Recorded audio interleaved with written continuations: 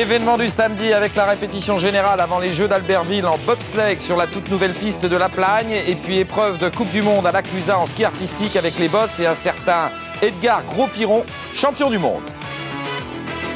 Les stars du fun à l'Almanach, première étape de la Coupe du Monde où les Français Nathalie Simon et Éric Thiémé ont navigué devant leurs portes.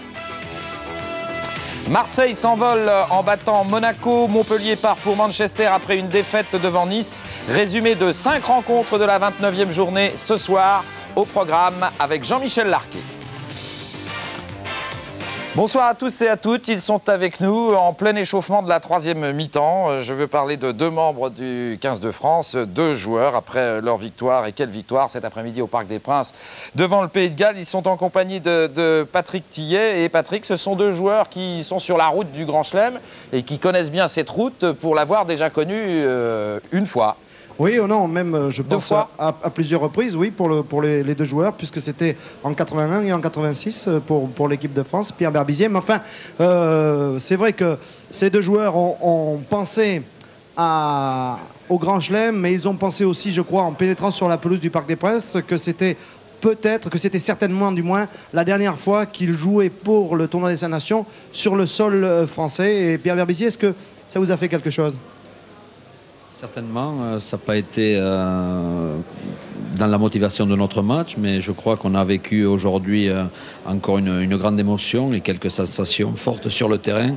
Un match du tournoi à Paris, c'est grandiose. Voilà, alors Serge Blanco ne veut pas absolument que l'on me voie. Alors Serge, vous avez pensé un petit peu que c'était votre dernier passage devant votre public. Vous sortez de devant, merci, à l'occasion de ce match. Non, parce que c'est pas comme si c'était le dernier match. Je crois qu'il nous reste encore un match en Angleterre, il nous reste après une Coupe du Monde, donc c'est très difficile pour apprécier ces derniers moments. Bon, ce sont des moments fantastiques pour Pierre et pour moi, ainsi je pense à Pascal Ondas aussi. Oui. Bon, il y a quelques joueurs qui vont arrêter, mais on n'arrive pas à imaginer que c'est la fin, puisqu'il y a d'autres matchs derrière. Bon, le tout, c'était que cette équipe puisse bien tourner, puisse bien marcher. Et puis surtout, confirme un petit peu les 2 premiers résultats. Tout à fait bien, je crois que ça s'est passé, Roger. Hein, si on regarde le résumé, je crois qu'on ne peut être que d'accord avec Serge Blanco. Superbement, on va aller voir ces images. Allons-y. Salut les artistes, salut à Pierre Berbizier et salut à Serge Blanco, qui disputaient aujourd'hui au Parc des Princes leur dernier match du tournoi des 5 Nations sur le sol français. Et à cette occasion, Berbiz et Blanchette, comme on les a surnommés, nous ont sorti un match de derrière les fagots. Avec, dès la 3e minute de jeu, un essai signé Serge Blanco. Petit coup de pied à suivre de l'arrière du 15 de France. Et il est le premier à aller aplatir. Le capitaine tricolore n'a pas été le seul à marquer d'ailleurs. En sorte d'hommage, tous ses partenaires de la ligne de 3/4 l'ont imité. Ici, c'est Saint-André qui aplatit. En coin, le 2e essai des Français. Philippe Saint-André, journaliste de son état, et là on le voit, vraiment au cœur de l'action. Vous ajoutez à ces 2 essais 2 pénalités de Canberra-Béraud contre une pénalité du Gallois Sorburn, et vous obtenez un score de 14-3 à la mi-temps pour la France.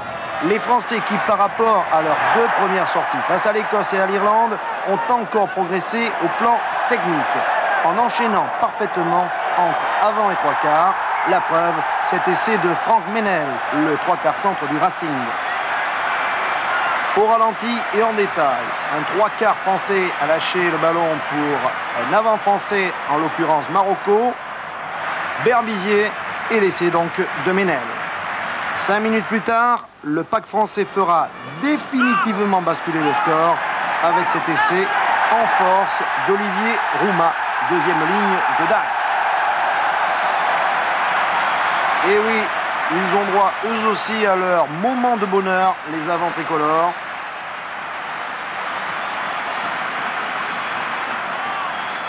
Le système de la tortue, ou si vous préférez, du cheval de Troie.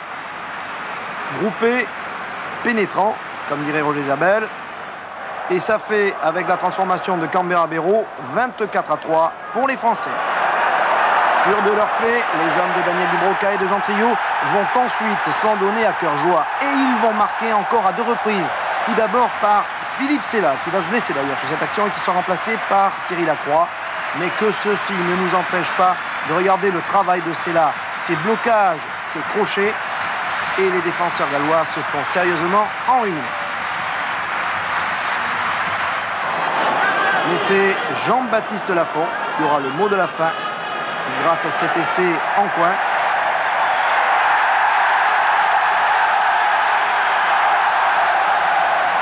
Dernier essai de la rencontre que l'on revoit là aussi au ralenti. Et comme dirait Robert Paparamborde, l'ancien entraîneur de Jean-Baptiste Lafont, Jean-Baptiste Lafont, il est plus facile sur les 1 contre 5 que sur les 2 contre 1. Et Serge Blanco, qui avait ouvert la marque dans cette rencontre, la clôturera en transformant complètement du bord de touche l'essai de Lafont. Une belle façon de tirer sa révérence avant d'aller quand même disputer un nouveau Grand Chelem à Twickenham dans 2 semaines.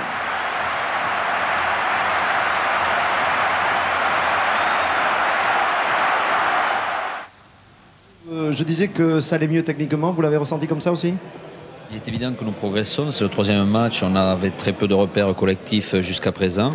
C'est vrai que de match en match, cette équipe progresse. Est-ce que ce sera suffisant pour aller affronter les Anglais chez eux?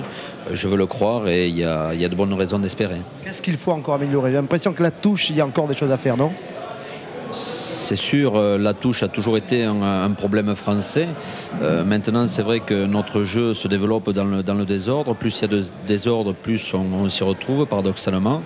Et c'est vrai que face aux Anglais, toutes ces phases de conquête seront capitales et un minimum d'organisation pour les contrer sera nécessaire. Merci Serge Blanco de marcher sur mes pieds. Serge Blanco, oui. Vous aussi, vous l'avez ressenti, cette amélioration technique de l'équipe de France? C'est sûr qu'on arrive au fur et à mesure à progresser, mais vous savez, le principal pour cette équipe de France, c'est d'arriver vraiment très bien pour la Coupe du Monde. Donc c'est vrai qu'il y a aussi le passage de l'Angleterre, qui est un passage obligé. Mais je crois que les garçons défendront les couleurs et le maillot âprement, et c'est tout ce qui m'intéresse à l'heure actuelle. Le fait de savoir si l'on va gagner ou perdre est pratiquement secondaire, même si c'est excitant de pouvoir réaliser un grand chelem. Mais pour moi, le plus excitant, c'est de bien réussir en Coupe du Monde. Messieurs, nous allons voir justement vos futurs adversaires cet après-midi, ceux que vous allez rencontrer à Twickenham dans 15 jours. Les Anglais qui ont battu les Irlandais. Nous allons voir 1 minute et les essais de cette rencontre avec Bruno Kaufmann. L'Irlande sera toujours l'Irlande avec son courage et sa fierté. C'est certainement une des 2 équipes les plus faibles du tournoi et pourtant cet après-midi à Lansdowne Road, elle a fait trembler le 15 d'Angleterre, ouvrant même la marque par Gogegan à la conclusion de ce départ petit côté. À 18 minutes de la fin du match, pourtant largement dominé dans le jeu par les Anglais, les Irlandais mènent toujours par 7,6, bénéficiant en fait de l'incapacité des 3/4 du 15 de la Rose à bonifier les nombreux ballons conquis par leur pack surpuissant. En fait, tout va basculer lorsqu'ils vont enfin se décider à élargir le jeu. Ici, Hutchinson intercalé croise avec Underwood qui s'arrache pour enfin donner l'avantage à son équipe. Un avantage encore amplifié sur cette nouvelle pénétration des avants blancs. Il choisit le côté fermé, passe à Andrew qui lui sert impeccablement sur un pas le 3e lignel Tig, qui n'est pas stoppé par la défense irlandaise, totalement usée par 1 heure et demie de résistance acharnée. L'Angleterre l'emporte donc finalement par 16,7 et disputera le Grand Chelem contre les Français dans 15 jours à Twickenham. Des Français qui, lorsqu'ils visionneront ce match, trouveront de bonnes raisons d'espérer. Voilà, Bruno Kaufmann, Patrick, vous l'avez entendu, est assez optimiste après avoir vu ce match. Allô, Roger? Oui, Serge. Nous allons nous passer de Patrick parce qu'il n'est pas très bon et nous allons faire quelque chose... Ensemble? Oui, ensemble, avec Qu'est-ce que vous allez Pierre. faire ensemble? On va travailler ensemble. Oui, je crois que oui. Serge, mais alors, il va falloir qu'il vous prête sa veste. Mais non, mais ça fait rien, mais j'ai tout ce qu'il faut. Allez, je vous écoute. Très bien, Serge. Bon, Roger. On va parler un petit mot de football à Serge. Jean-Michel Larquet est avec nous et il a les résultats de la 29e journée qui, je crois, intéresse Serge Blanco. Oui, d'abord, il faut que Patrick Tillier rende sa veste au maître d'hôtel de l'Intercontinental. Ça, c'est la première chose. La deuxième chose, Serge, je crois que je vous ai écouté tout à l'heure avec Jacques Vendroux en ouverture du multiplex d'Interfootball. Vous êtes inquiété un petit peu sur le score des Girondins de Bordeaux. Oui, effectivement. Eh oui, ça faisait 14 matchs qu'ils n'avaient pas gagné. Oui, mais j'espère qu'ils ont gagné. Eh oui, mais vous savez contre qui? Contre qui? Contre Saint-Etienne. Alors vous êtes content et moi je suis déçu. Roger, oui, Patrick. Une petite précision pour vous dire tout d'abord que l'hymne de la Coupe du Monde avec une musique de Francis Lay, une chanson de Michel Etcheverry. C'est vous qui dirigiez l'orchestre, je suis sûr. Vient de sortir. Et ce que je voudrais raconter à nos amis téléspectateurs, c'est qu'il y a un petit garçon de 14 ans qui était sur le bord de la pelouse, qui est paralysé, qui a besoin d'une assistance respiratoire et qui est venu donc assister à ce match grâce à Serge Blanco, qu'il a invité, qui a payé de ses deniers. Serge Blanco, il n'est pas milliardaire. Il a fait ça comme ça pour faire plaisir à ce gosse qui a passé la journée au Parc des Princes avec sa maman, qui est rentré ce soir à Saint-Gaudens. Je peux vous dire que tant qu'il y aura des gestes comme ça dans le rugby, tant qu'il y aura des mecs comme Berbizier et comme Blanco, eh bien quoi qu'il arrive, car il a eu pas mal de choses actuellement, eh bien on n'a aucun souci à se faire. Voilà ce que je vais vous dire. Très bien, Patrick, merci beaucoup. Et on a remarqué aussi le geste de Serge Blanco qui lui a offert à cet enfant le talent d'or remis par nos confrères d'Antenne 2 régulièrement à la fin de la rencontre. Merci messieurs, bonne troisième mi-temps. Oui, il a déjà commencé. Hein. Oui, soyez courageux. Vous l'avez remarqué. Soyez courageux, on va parler football maintenant avec Jean-Michel, la 29e journée. Pour commencer, 2 matchs qui se sont disputés hier. Très belle veste. À la veste de Patrick Tillier. Remarquable aux couleurs de Manchester peut-être. 2 matchs donc disputés hier avant les rencontres respectivement contre Manchester et contre Milan, Montpellier et Marseille. Marseille a battu Monaco mais Montpellier a été battu. Alors on va tout de suite voir ce qu'a fait Marseille. Alors c'est vrai que les Marseillais sont eux en phase finale, dans une période faste, alors que Montpellier, eux, sont un petit peu décrochés. D'abord, avec Hervé Matou, ce qui s'est passé à Marseille. OM Monaco, match au sommet de cette 29e journée, mais rarement match décisif pour le titre n'aura été autant désacralisé. Les supporters du virage sud avaient sorti les fumigènes, mais 27 000 spectateurs au Vélodrome, c'est trop peu pour ne pas croire que les Marseillais avaient autre chose dans la tête. Et cette chose, c'est bien entendu Milan. La première information, on la découvre dès l'entrée sur le terrain. Cantona n'est pas là. Il a même refusé d'être remplaçant. Du coup, Goethals a tranché. Pas de banc de touche, pas de Milan. Canto sera privé de dessert. Ses coéquipiers, en revanche, mordent à pleines dents dans l'adversaire monégasque. Première alerte à la 9e minute. Ettori a raté sa sortie, mais il n'y avait personne à la réception. 1 minute plus tard, Waddle, comme ce fut souvent le cas hier soir, fait son petit numéro sur l'aile.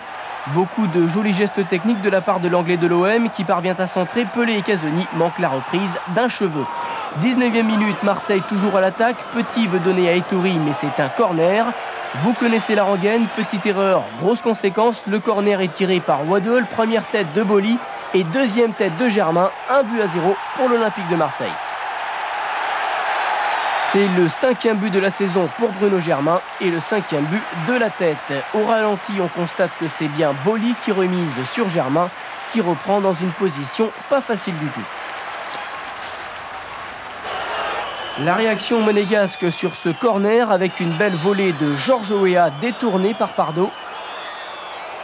Passy remet ça et Olmeta impeccable même s'il est secoué par Mendy. Décidément, cette première période est une affaire de corner. Nouvelle sortie aventureuse d'Ettori. Vercruis à la réception, mais le gardien monégasque se reprend bien. Seconde période à présent, un nouveau coup de pied arrêté de Waddle. Boli arrive trop tard. Les Marseillais qui poussent, cette fois c'est Moser qui va chercher Waddle, mais Ettori a une nouvelle fois bien anticipé. Toujours Marseille en action, Amoros s'infiltre côté droit, il va centrer fort devant le but, mais beau réflexe du pied du gardien monégasque. Arsène Wenger fait alors rentrer ses 2 jokers, Diaz et Rui Barros, 2 attaquants, un pari qui aurait pu être payant puisque 5 minutes plus tard, ce sont les 2 mêmes que l'on retrouve en position idéale, tout seul face à Olmeta, mais intervention décisive du gardien de l'OM, excellent hier soir. Chris Waddle à présent pour un superbe geste de Pelé, mais le Ghanéen a été signalé hors jeu. On retrouve Abedi Pelé côté gauche, appel de balle de Jean-Pierre Papin qui s'effondre, pénalty ou pas. Difficile à dire, en tout cas la décision de M. Véniel n'a rien de scandaleux. À nouveau JPP, bien lancé par Olmeta, il oublie un petit peu Waddle sur sa droite. Valéry commet une faute, un coup franc comme les aime le Britannique. Attention, c'est parti et ça passe juste au-dessus. Les Monégasques jouent leur dernière cartouche dans ce match assez décousu avec Djorkaeff, mais Olmeta reste très vigilant. Et finalement l'OM remporte la victoire et prend 6 points d'avance sur son adversaire du jour. Mais dans les vestiaires, les Marseillais n'avaient qu'un mot à la bouche, Milan. Le match aussitôt fini, je crois qu'on parle que d'une chose, on parle du départ de demain et je crois que c'est quelque chose de fantastique qui nous arrive, c'est la rencontre de mercredi. Le public aussi est rentré sagement à la maison. Un titre de champion de France à Marseille, c'est la routine.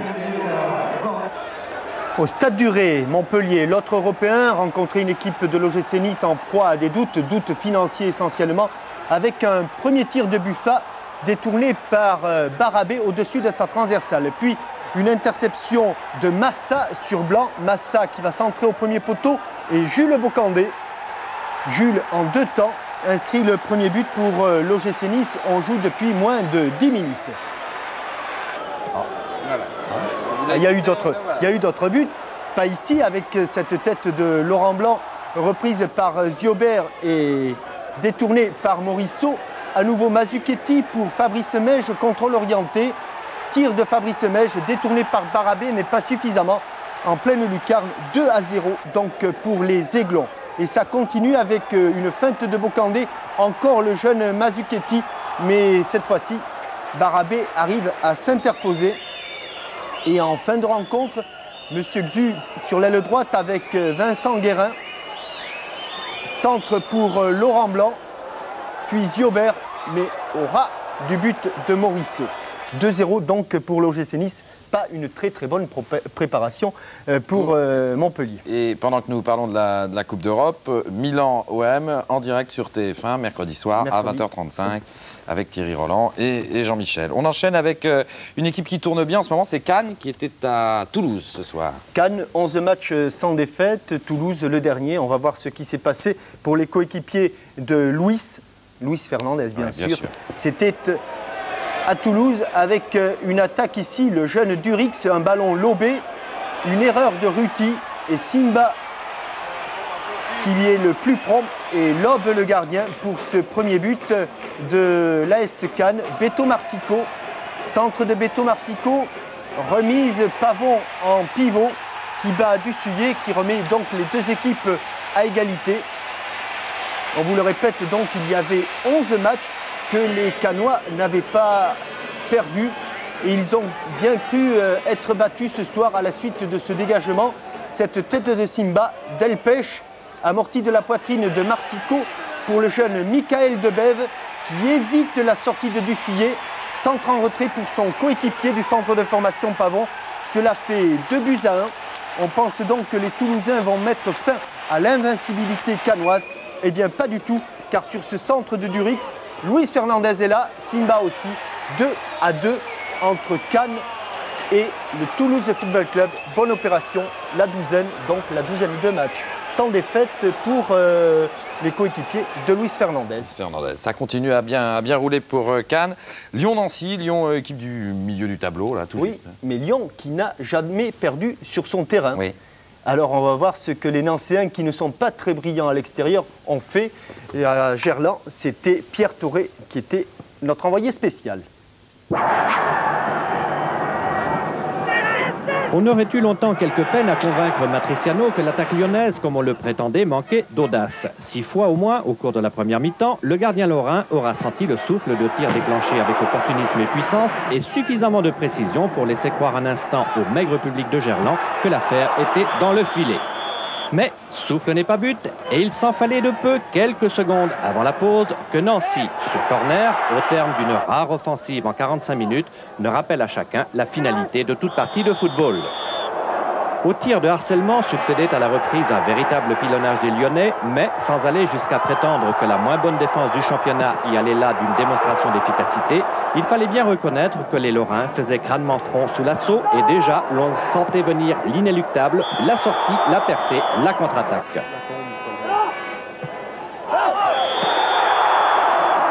Contre-attaque amorcée à la 70e minute par Angel qui lançait sur la droite Taraziewicz dont le centre était repris victorieusement par Zitelli. Abasourdis, les Lyonnais, dans leur hâte à revenir, versaient alors dans la précipitation et faute de précision dans leurs multiples tentatives de la fin, concédaient donc à Nancy leur première défaite à domicile de la saison, 1-0.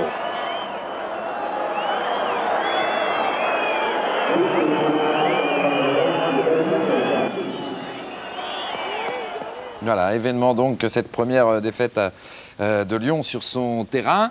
Alors là, on va travailler sans filet. Oui, je voulais simplement ajouter que Lyon restait déjà sur 2 défaites à l'extérieur. C'était essentiellement en en Bretagne, puisque les Lyonnais avaient été battus à Rennes, puis à Brest. Donc c'est une mauvaise passe pour les joueurs de Domenech. Et maintenant, donc, je crois qu'on va travailler peut-être sans filet, puisque vous allez découvrir vous-même les images de l'île Sochaux que nous venons de recevoir. Elles sont toutes chaudes. Donc, commentaire à la volée. Lille, donc, qui avait gagné son match de retard 4-1 dimanche dernier, plutôt mercredi dernier face à Toulon, et qui recevait Sochaux avec un premier arrêt de Nadon. Les Sochaliens sont bien sûr en jaune, et les Sochaliens qui vont dominer avec ici un lob de Carrasco juste au-dessus de la cage de Nadon. Encore les Sochaliens avec cette coup franc de Crossi, cet arrêt de Nadon. Réplique maintenant en deuxième période avec Fiard qui était menaçant devant Gardier. Carrasco qui s'échappe là-bas côté gauche, seul devant Nadon, et bel arrêt du gardien de Lille. Un coup franc sur le côté gauche, une tête de De Wilder, le milieu de terrain de Sochaux. De Wilder qui donne donc cette victoire surprise à l'équipe doubiste, et malgré des réactions de Lille, et bien notamment ici par son Danois Hansen, les Sochaliens vont gagner ce match 1-0 et se replacer dans une situation un petit peu plus favorable au classement. Très bien, ben justement, on va voir les autres résultats de cette 29e journée. Alors il y a eu beaucoup de surprises, vous l'avez vu, avec cette victoire de Nancy à l'extérieur, celle de Sochaux à l'extérieur, nette victoire de Auxerre. Les buteurs, ce sont Coquart et Veillurua, et un penalty de Chifo. Sochaux, vous l'avez vu. Nancy, c'est Zitelli. Nantes, il y a du Jakovlevic et du Youm dans l'air. Belle victoire de Brest, troisième victoire consécutive pour Brest, avec Ferrer qui a marqué 4 buts cette semaine, et Ginola, et un but pour Caen de Joël Germain. Metz, 2 buts de Hasanovic, et Bordeaux, on en parlait en début de séquence football, but de Deschamps et de Wim Kieft contre un but de Moravchik. Le classement, Marseille est champion ou presque. Bonne affaire pour Auxerre qui compte un match de retard, et belle surprise, c'est Cannes qui est maintenant européen. En fin de classement, Toulouse ne quitte pas la lanterne rouge, mais ça va très mal pour Saint-Étienne, Toulon et Rennes. En Division 2, là aussi, quelques victoires à l'extérieur et non des moindres, celle de Nîmes à Dijon. Par contre, Valenciennes a été tenue en échec, et Rodez est allé s'imposer à Bastia, alors que Chaumont a nettement défait Strasbourg.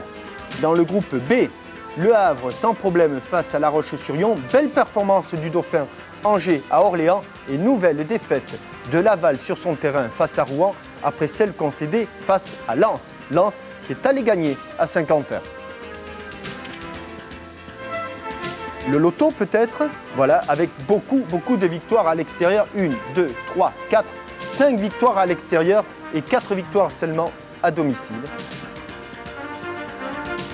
Les matchs du jour, 2-1 pour Saint-Étienne, pour Bordeaux face à Saint-Étienne, 2-0 pour Nantes face au Paris Saint-Germain, et 2-0 également pour Metz face à Rennes. Et pour tout savoir, D1, D2, D3, D4, 3615 code TF1.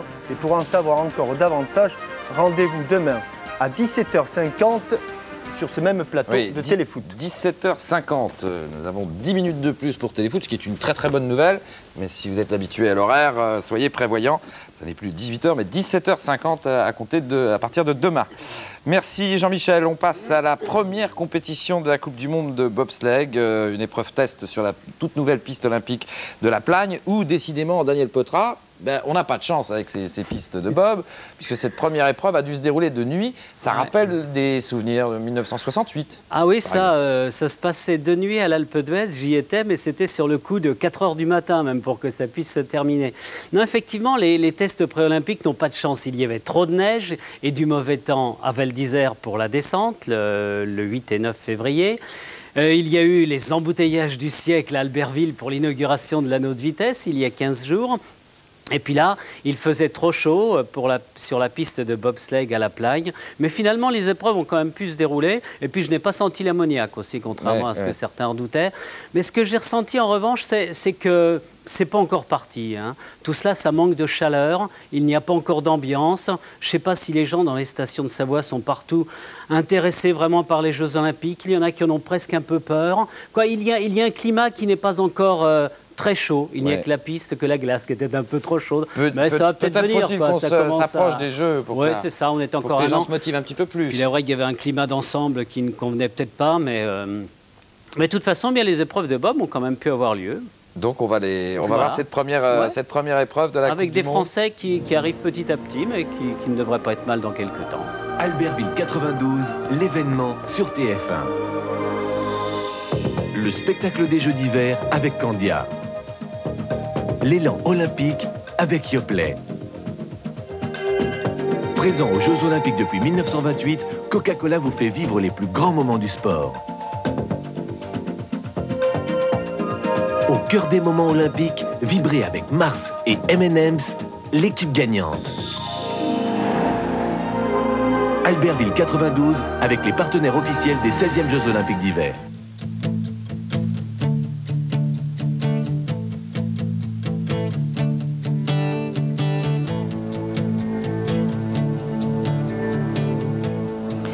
La Plagne sous le soleil. Une température printanière à faire fondre la glace.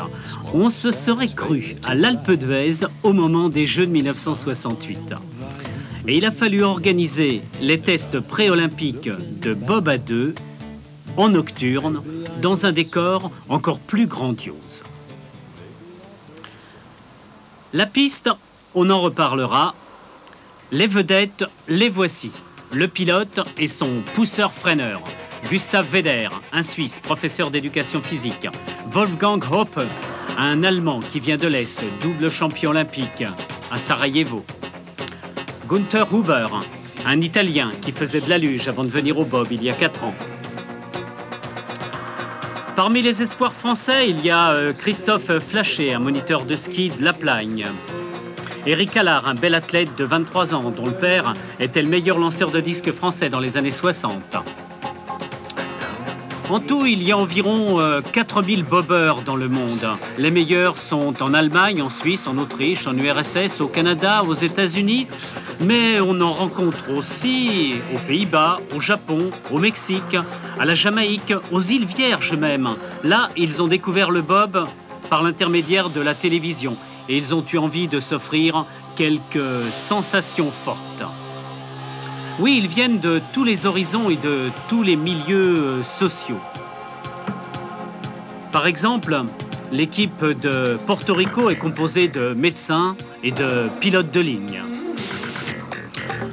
En tout, la Fédération internationale de bob regroupe des représentants de 35 pays, parmi lesquels Monaco, avec son Altesse, le prince héréditaire.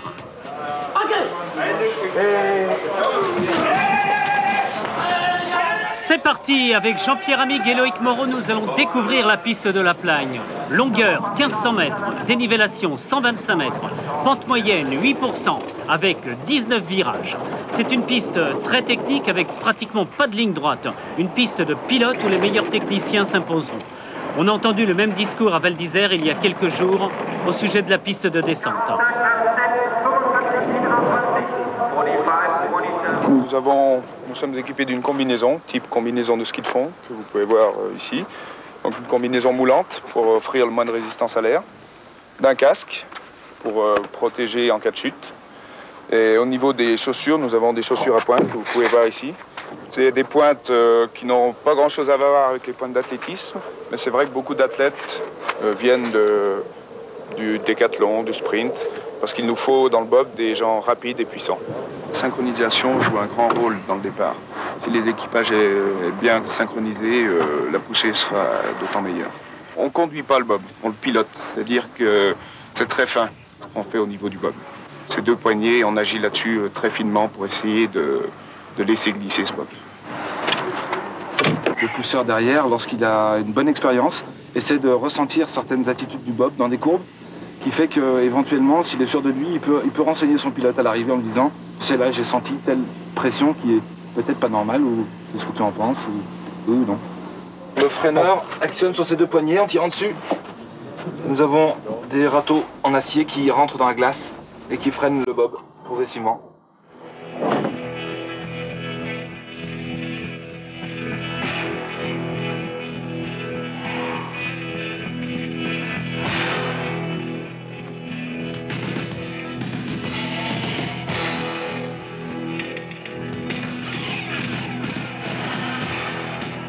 Non, ce ne sont pas des casse-cous.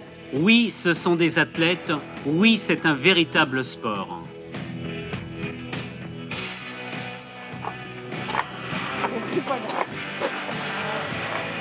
Comme le skieur, le bobeur repère la piste.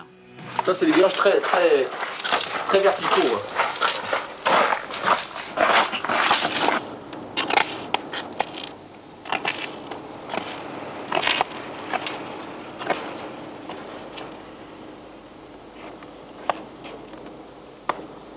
Si le pilote ne maintient pas son bob dans la ligne la plus parfaite, le bob va monter très haut, redescendre, et le même phénomène va se produire sur la fin du virage. Il va remonter, et là c'est encore risque de chute.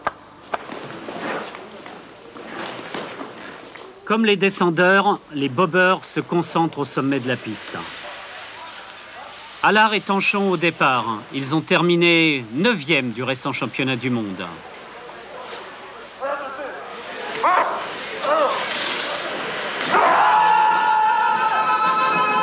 Je crois que toute l'équipe est très jeune, que ce soit les pilotes ou les pousseurs. Du point de vue pilote, c'est un peu du point de vue pousseur, c'est un peu différent parce qu'il y a moins besoin d'expérience. Mais un pilote qui gagne est un pilote qui a au moins 7, 8 ans, voire 10 ans d'expérience. Tous les meilleurs, qu'ils soient suisses ou allemands, ont beaucoup d'années de pilotage et c'est à ce niveau-là qu'on fait la différence. Oui, l'équipage français est l'un des meilleurs à la poussée initiale, c'est important, mais il manque encore d'expérience et sur cette piste très technique, Allard, Tanchon ont dû se contenter de la 18e place. Ils méritent mieux.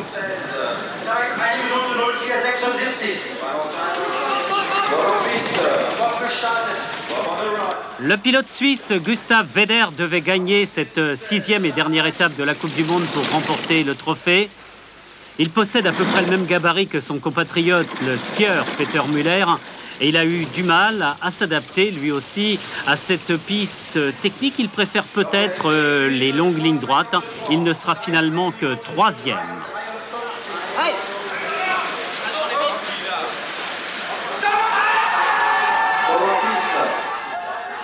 C'est un Italien du Nord, Günther Huber, qui va se classer 2e.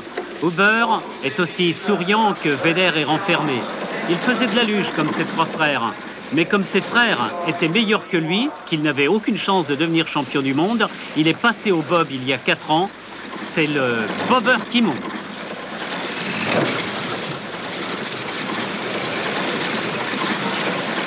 Réalisé 1:32. Eh oui, c'est vrai, j'ai tiré un bon numéro, ça va, je suis parti en bonne position et comme ça c'est important aussi. Puis j'avais des points de repère, j'avais bien découvert la piste et ça m'a permis de faire une bonne performance. Mais quand même, les meilleurs, je crois que c'est toujours Weder et Hoppe.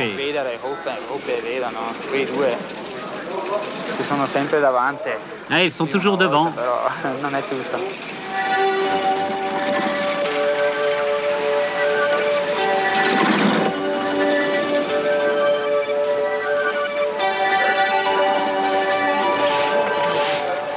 Le départ de la piste avec des rails espacés de 67 cm dans lesquels viennent se placer les patins du bob. Wolfgang Hoppe était officier dans l'armée est-allemande. C'est aujourd'hui dans l'Allemagne réunifiée un véritable professionnel du bob. Il a 33 ans et une grande expérience. Hoppe a été double champion olympique à Sarajevo en 84 de bob à 2 et bob à 4. Il a été 4 fois champion du monde de bob à 2, une fois de bob à 4.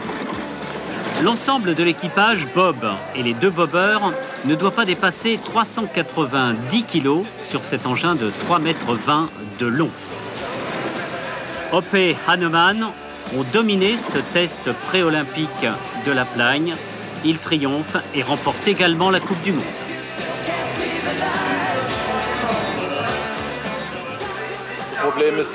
Oui, cette année, il y avait quelques petits problèmes sur la piste parce qu'il fait vraiment chaud, mais c'est exceptionnel et je suis sûr que l'année prochaine, au moment des Jeux Olympiques, au mois de février 92, tout ira bien.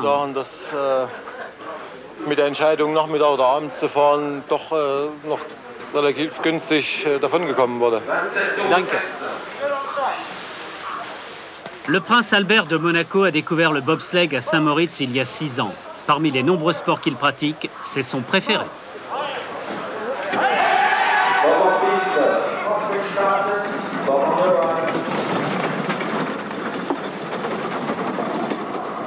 Plus on répète chaque geste à chaque virage, plus on est censé le faire correctement.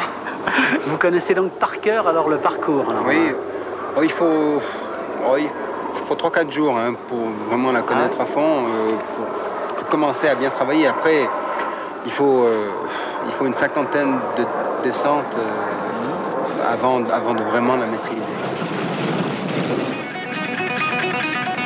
Un bob à 2 coûte environ 100 000 francs. Un bob à 4 est plus cher, 130 000. Et les patins ne sont pas donnés, 30 à 40 000 francs. Eric Allard, 24 ans, 1m90, 95 kg, je pilote et je monte en premier. Philippe Guérin, 27 ans, 1m90, 92 kg. Sur latéral, je monte en numéro 2. Philippe Tanchon, 28 ans, 1m91, 95 kg, je suis poussé latéral et je monte en 3e position. Max Robert, 24 ans, 113 kg, 1m67, je suis freineur.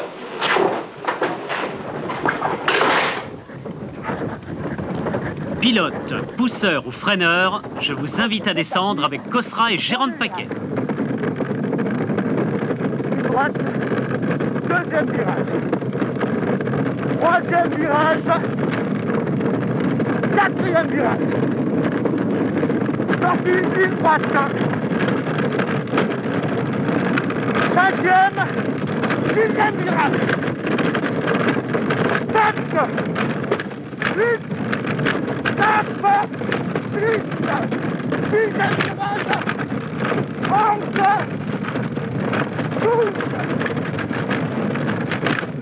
13, 14, 15, 16, 16e virage. 17e virage, 18e, très vite, 19e, il doit arriver.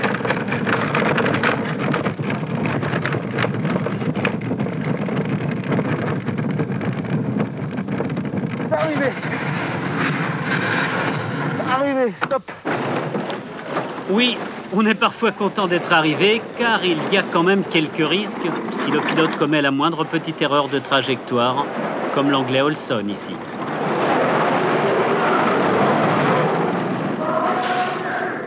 Mais rassurez-vous, ils se relèveront avec seulement quelques bleus. L'équipe d'Allemagne pilotée par Hoppe au départ. L'équipage de bob à 2, je vous l'ai dit, pèse 390 kg maximum. L'équipage de bob à 4 ne doit pas dépasser 630 kg. Les équipages sont pesés à l'arrivée. Le bob à 4 va un peu plus vite que le bob à 2. C'est un sport olympique depuis l'origine des Jeux d'hiver en 1924. Le bob à 2, lui, n'est apparu qu'en 1932. Hoppe, récent champion du monde chez lui sur la terrible piste d'Altenberg, devra se contenter à la Plagne de la 2e place, ex aequo avec le Suisse Weder. Il faut être solide pour pousser au départ, agile pour sauter dans le bob. Le 4e homme, lui, doit courir en poussant pendant une cinquantaine de mètres. C'est un véritable sprinter. On l'appelle le freineur, mais il ne freine qu'à l'arrivée. Weder dans ses œuvres. Dans des virages qui deviendront célèbres, le 6, l'Oméga.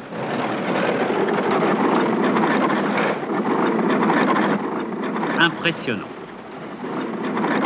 Weder donc ex aequo avec Hoppe, les deux stars du bob, à la 2e place, car en réalité, Vedder, qui occupe provisoirement le numéro 1 ici, va être dépassé par les Autrichiens. Appelt, Hardacher, Schröll et Winkler.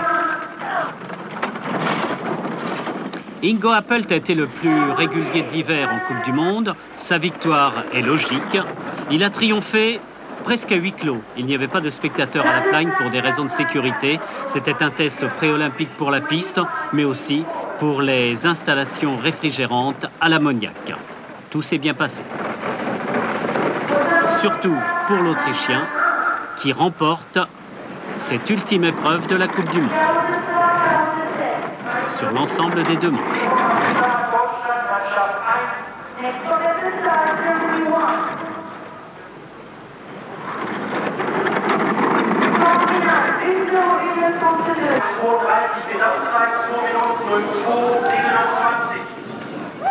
Et les Français, me direz-vous? Eh bien, il y avait 3 équipages, Flachet, Bauer, Austin, Das, ont pris la 17e place à 2 secondes 59 centièmes des Autrichiens.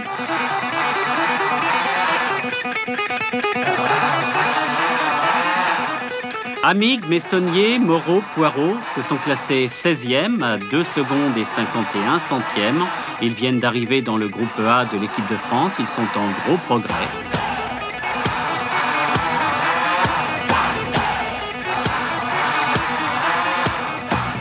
Eric Allard avec Guérin, Tanchon et Robert, 3 athlètes derrière un fils d'athlète qui avait choisi le ski alpin mais s'est blessé et s'est brillamment reconverti dans le bob. Il n'a que 23 ans, Eric Allard, il a un peu raté son bob à 2, mais il a pris une excellente 10e place en bob à 4. L'équipe de France, entraînée par Silvio Giabellina et dirigée par André Broche, sera encore un peu jeune l'année prochaine. Mais il y a une telle émulation, une telle envie de se battre, de progresser dans ce groupe que dans 2 ou 3 ans, nos bobeurs seront compétitifs. Il ne restera plus qu'à sauver la place du bob au programme des Jeux Olympiques et à trouver le financement de l'entretien de cette superbe piste de la Plagne.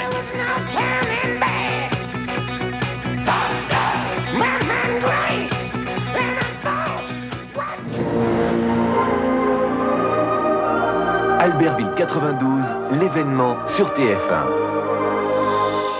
Le spectacle des Jeux d'hiver avec Candia. L'élan olympique avec Yoplait. Présent aux Jeux Olympiques depuis 1928, Coca-Cola vous fait vivre les plus grands moments du sport. Au cœur des moments olympiques, vibrez avec Mars et M&M's, l'équipe gagnante. Albertville 92 avec les partenaires officiels des 16e Jeux Olympiques d'hiver. Si vous aimez le ski acrobatique et le funboard, je vous conseille de rester avec nous. On se retrouve après cette page de pub.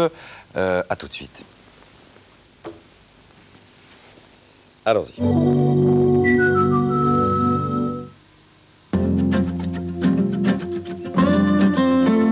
Granny, c'est une envie de nature. Granny de Debert, c'est une soif d'énergie, un besoin d'équilibre, de céréales et de fruits. En barre croustillante et en encas très tendre. Granny, c'est la nature. Grandeur nature. De Debert, naturellement. Il a un regard neuf sur son corps, dans sa tête. Il aime le naturel et le confort moderne. Il a vraiment trouvé son style, c'est l'Australien de Dîmes. Nouveau slip à papa, c'est bien mieux, ça se voit. L'Australien de Dîmes, le bien pour le mal. Chérie, tu me fais un petit? Encore? Comment tu le veux, ton petit? Blond, rond et à croquer. Les nouveaux petits grillés de Debert sont des petits pains en sac, ronds, avec de nouveaux goûts. Chérie. Oui. Encore un? C'est pour le petit. Il a fait des petits, le petit grillé de Debert. Naturellement.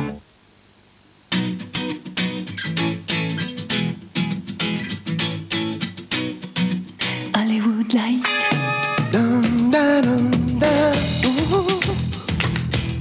Fraîcheur Hollywood Light. Au goût très frais. Sans sucre. Hollywood Light, Hollywood Light. Découvrez le shampoing Aquavital, une formule unique aux extraits marins, source de vitalité. Créé par les laboratoires Garnier, Aquavital, une vigueur nouvelle pour vos cheveux. Shampoing Aquavital aux extraits marins. Massé, il revitalise les cheveux et le cuir chevelu. Chaque jour, vos cheveux prennent de la vigueur. Ils sont beaux de toute leur force. Garanti par les laboratoires Garnier, Aquavital, le shampoing vigueur aux extraits marins. Dimanche, à 7/7, Pierre Jox, ministre de la Défense, tirera les leçons de 7 mois de crise du Golfe et de 6 semaines de guerre. L'ampleur de la déroute irakienne, les conditions de la paix, le rapport des forces au Proche-Orient, le nouvel ordre mondial, le rôle de la France, Pierre Jox, en première ligne depuis des semaines, répondra à toutes ces questions. Pierre Jox, Anne Sinclair, 7/7 dimanche 19h sur TF1. L'une de nos plus grandes chances de médaille lors des prochains Jeux dans moins d'1 an à Albertville, ce sera en ski acrobatique que nous l'aurons avec le champion du monde, Edgar Gros-Piron, qui était sur ces terres à Laclusa, où les bosseurs ont bossé, les sauteurs ont sauté et les danseurs ont dansé. Ski acrobatique maintenant avec Bruno Kaufmann.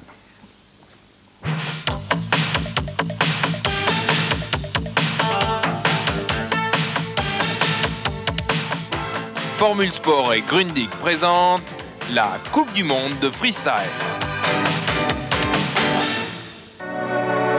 Au premier regard, Laclusa nous renvoie à une image de tranquillité, de petites stations-villages parfaitement adaptées aux familles en vacances. C'est en fait pour mieux cacher sa vraie nature sportive, son côté turbulent, parfaitement symbolisé par Raphaël Monod et Edgar Gros-Piron, tous deux originaires de Laclusa, deux champions du monde dans une